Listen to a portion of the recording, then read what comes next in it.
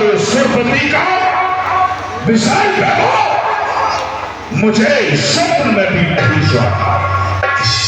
देखता हूं कि अब इनको ऐसे होने से कौन रोक पाता है। दृष्टि से मेरी कोई भी बचने न पाएगा। आएगा जो मेरे सामने वह कुचल के रख दिया जाएगा। सब असर नाम कि मेरी दुश्मन है, सन्मुख नहीं करते, सबल समझ करके रणभूमि छोड़ करके भाग जाते हैं। इनका मरण एक विध हुई, कहूं सुनाई सब कोई।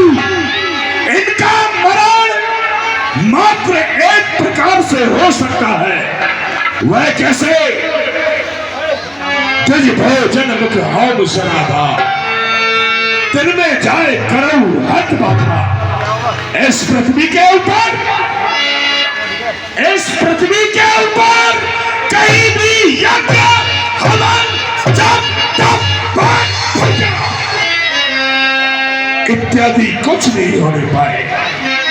जब इस पृथ्वी के ऊपर कोई भी शुभ कार्य नहीं होगा, कोई भी यज्ञ हवन जब तक इत्यादि नहीं होगा, तो इन देवताओं को पेट भरने के लिए, आहार करने के लिए कुछ नहीं मिलेगा। क्षुधा क्षीण बलहीन तब सहज ही मिल है।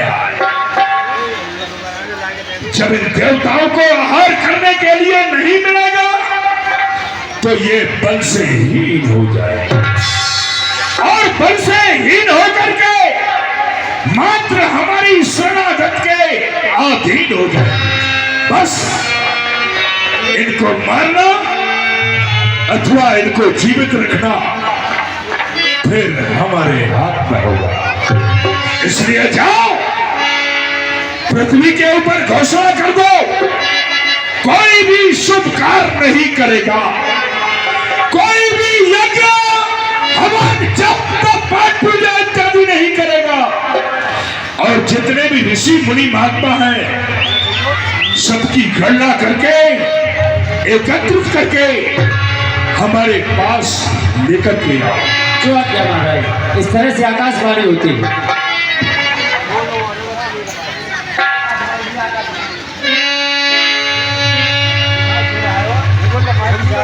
कहाँ बन रही है? बधाई हो, बधाई हो, बधाई हो। क्या संदेश आया? शादी हो गई रावण की। महाराज के एक पुत्र ने जन्म लिया है।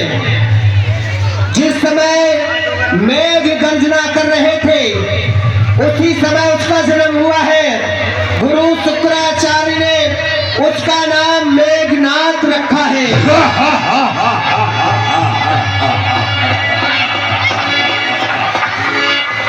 बधाई हो, बधाई हो, बधाई हो। क्या संदेश आया? एक और पुत्र का जन्म हुआ है, जो यक्षियों में हुआ है। गुरु शुक्राचार्य जी ने उसका नाम अक्षय कुमार रखा है। बधाई हो, बधाई हो, बधाई हो। क्या संदेश है? महाराज, एक पुत्र का और जन्म हुआ है, जिसके शरीर पे सर्पों का निशान है। गुरु शुक्राचार्य ने उसका नाम रावण रखा है। ठीक है, अति उत्तम। बधाई हो, बधाई हो, बधाई हो। क्या हुआ? जो महाराज का सेवक है मायावान, उसके घर एक पुत्री ने जन्म लिया है। कैसी है वो? उसका एक हाथ नहीं है, एक पैर नहीं है, एक आंख भी नहीं है। ऐसा करो, जहाँ से आई है वहीं वापस कर दो। ठीक है। इस तरह से रावण अत्याचार करने लगता है। साधुओं को, संतों को यज्ञ नहीं कर।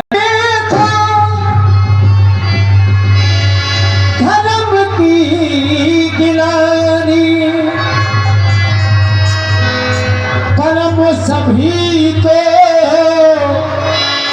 धरा अकुलानी।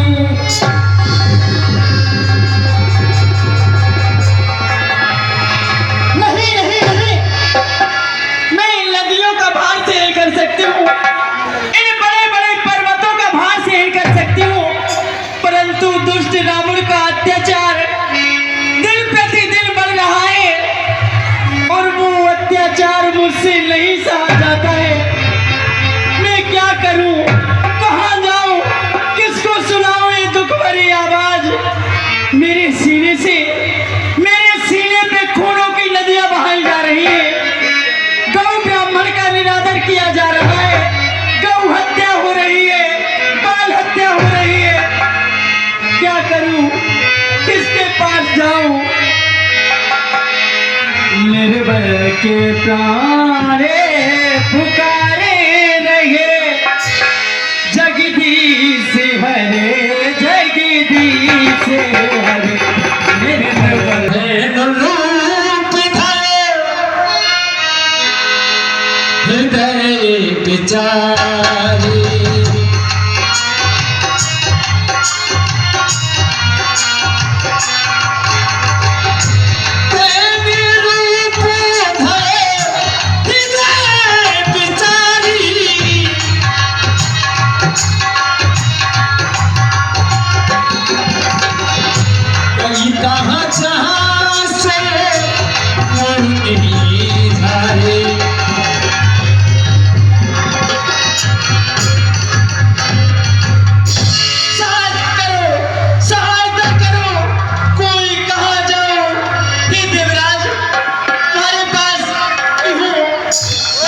माता पृथ्वी, आप इस तरह से अधीर हो रही है, आप इतनी व्याकुल, क्या बात है?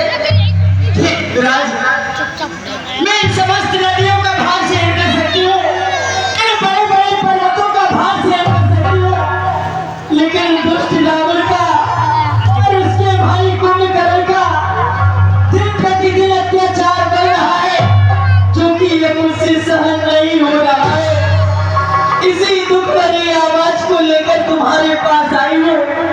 अगर तुम मेरी कुछ सहायता करते हो तब तो ठीक है, अन्यथा मैं साधन के लिए चली जाऊंगी। माता पृथ्वी, आप ऐसा ना कहें, आप अपने धैर्य को ध्यान रखें, इस तरह से धैर्य को नहीं खोना चाहिए। भला यदि आप अपने धैर्य को खो देंगे, आप सागर के लिए चले जाएंगे, तो संसार का क्या होगा? मनुष्यों का क्या होगा? पशु पक्षियों का? माता धीरज धर जननी, तेरी गोद में यह संसार है, तू है इस जगत की माता और पति तेरा करता। मैं करूँ क्या सकता हूँ, क्योंकि मैं तो स्वयं और सावर की बंदी खाने में पड़ा हुआ हूँ। देखिए हाँ, हमसे भी कई बड़े देव हैं, भूतनाथ भोलेनाथ पितामह ब्रह्मा, क्यों ना माता पृथ्वी उनके पास में चला जाए और यह बात उनकी समझ में रखी जाए, इसका निवारण वो अवश्य करेंगे। चलिए देवराज, सुन मुनि गंधर्वा मिलकर सर्वविदा, देवगण चिकेलोका, सर्वगौतम धारी धूम विचारी, परम विकल भय शोका। ब्रह्मदेव के चरणों में और भोलेनाथ के चरणों में मुझ पृथ्वी का प्रणाम स्वीकार हो। देवी पृथ्वी, देवराज इंद्र आज इतने व्याकुल होकर, इतने घबराकर हमारे पास में आने का कोई विशेष कारण? हाँ पितामह, मैं क्या बतलाऊं तुम्हें। मैं इन समस्त नदियों का भार सहन कर सकती हूँ, इन बड़े बड़े पर्वतों का भार सहन कर सकती हूँ, परंतु दुष्ट रावण का और उसके भाई कुंभकर्ण का दिन प्रतिदिन अत्याचार बढ़ रहा है, जो कि अब मुझसे सहन नहीं हो रहा है।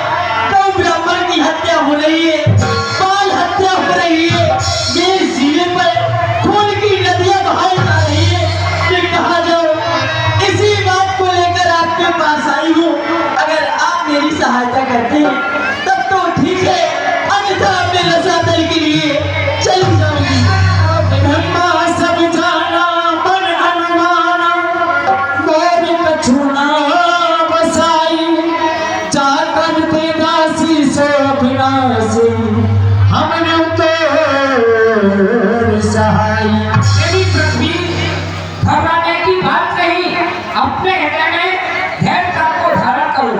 देखो यदि तुम रसातल को चली गई तो इस संसार का क्या होगा। अपने हृदय में धैर्य को धारण करो। देखो ऐसा कहते हैं जब किसी का आपत्ति पड़ती है तो प्रभु का स्मरण किया जाता है, प्रभु को याद करते हैं। भगवान को याद करो, वो हमारे कष्टों का निवारण करेंगे और वो अपने भक्तों के कष्टों को अच्छी तरह से समझते हैं। हरि व्यापको सर्वतो समान प्रेम ते प्रकट होई मैं जाना। लेकिन पितामह जगदेव, फिलहाल में कहाँ पर होंगे विष्णु भगवान? ऐसी कौन सी जगह है जो कि निवास स्थान का एक जगह नहीं है? कोई कहता है मेरे हिसाब से तो नारायण विष्णु भगवान इस समय क्षीर सागर में ही होंगे।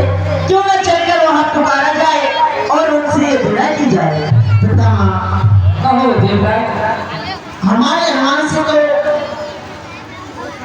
श्री हरि विष्णु भगवान साकेत धाम में होंगे, तो क्या साकेत में चल सकता है?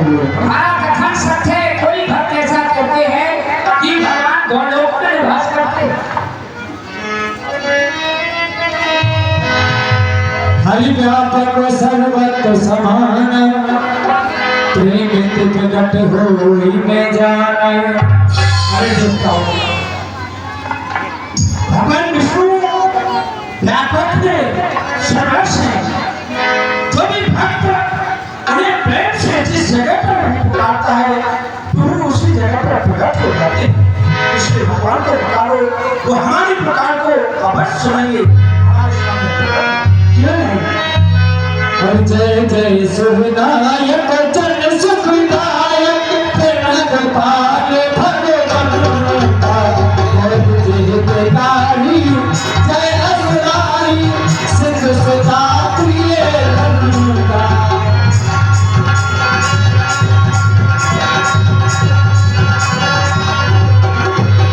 जय जय अविनाशी सब घटवासी कापुर धर्मानंदा अभिषेक गीता चरित पुनीता माया में करुणा।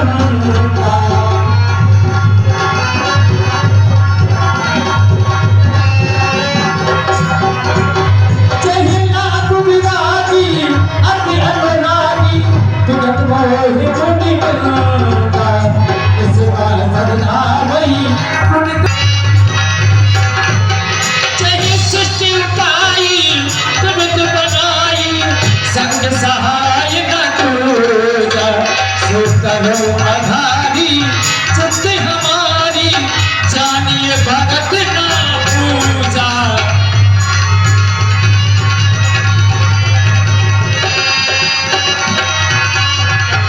जय भय भंजन मुनि मन रंजन रंजन गोविंद बनु था मन बचन कुर्बानी चारु सयानी सनम सकल सुन जूथा।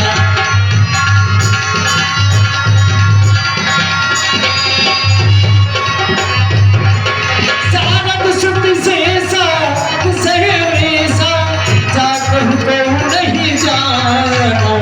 जह दीन प्यारे पेट पुकारे त्रिनों से श्री भगवान।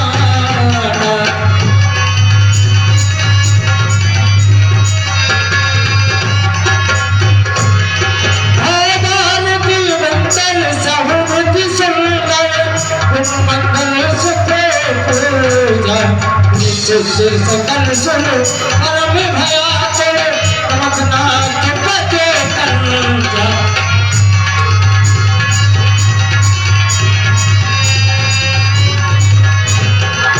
जान समय सुर घूम सुन बचन समेत स्नेह गगन गिरा गंभीर भई हरन से प्रसन्न।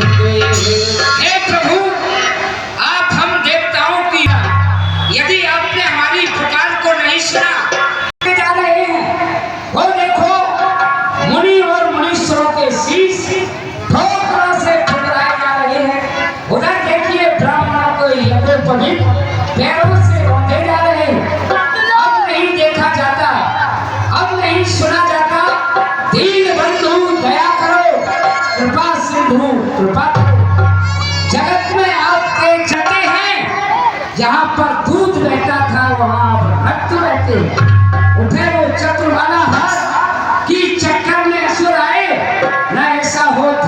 खम्भे हिल जाए गिर जाए। आपकी जय हो प्रभु। और झंडे कहो से बिसरे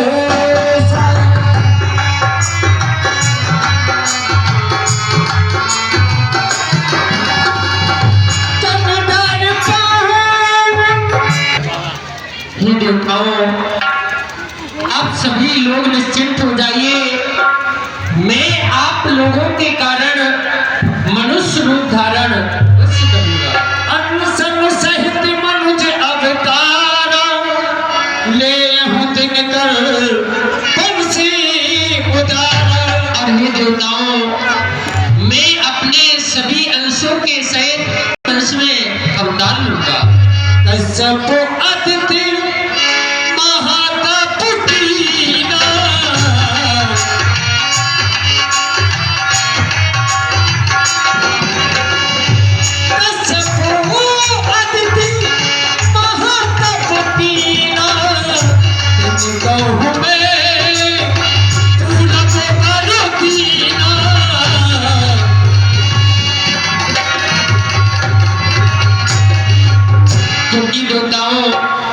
महाराजा कश्यप और महारानी आदित्य ने पूर्व जन्म में मेरी घोर तपस्या की थी, जिनको मैं पहले ही वरदान दे चुका। दशरथ कौशल रूपा कौशलपुरी प्रगट नर भूपा। और वही महाराज दशरथ और महारानी कौशल्या के रूप में अयोध्या में राज कर रहे।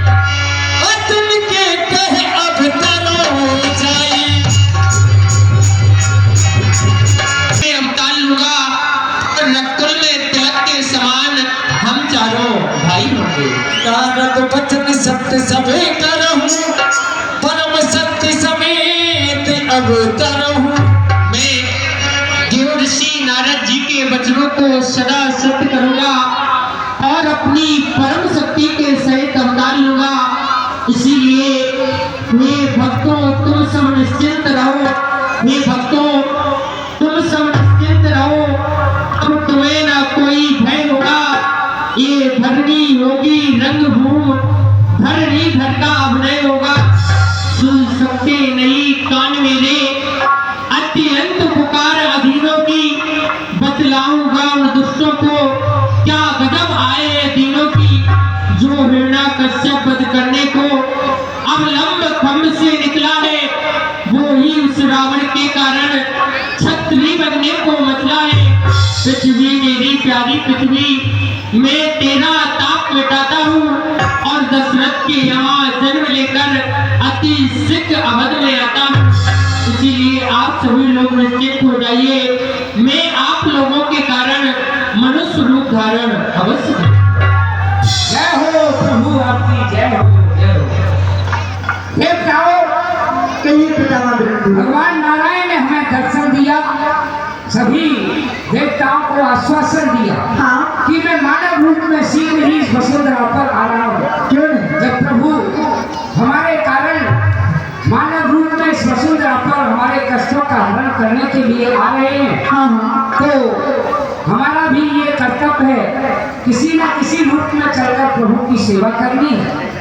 नारद जी के साफ अनुसार जिस समय प्रभु राम अवतार में आएंगे, वन प्रखंड में भ्रमण करेंगे, उनकी भार्या का हरण होगा, तो वृक्ष वानर प्रभु की सहायता करेंगे। तो हम सभी को वृक्ष वानर के रूप में चलना है। बताओ देवराज, तुम किस रूप में प्रभु की सेवा करोगे? ये पितामह, मैं अपने अंश से एक बाली नाम के वानर को उत्पन्न करूंगा, लेकिन वो तो प्रभु की सेवा बड़ी भारी करेगा। देवी पृथ्वी, तुम किस रूप में प्रभु की सेवा करोगे? ये पितामह लड्डूदेव, मैं भी अपने अंश से एक कन्या को जन्म दूंगी जो उस दुष्ट रावण की मौत का कारण बनेगी, और उस कन्या का नाम होगा सीता। बहुत अच्छा। मैं भी अपने अंश से जामवंत नाम के वृक्ष को उत्पन्न करूंगा, जो समस्त नृत्य द्वारा एक हनुमान नाम के वानर को उत्पन्न करेंगे, जो प्रभु का फिर हनुमान हुक्म नहीं आई। कई देव सब निज निज धाम, धूम सहित मन कहो विश्राम। इधर से ले चलते हैं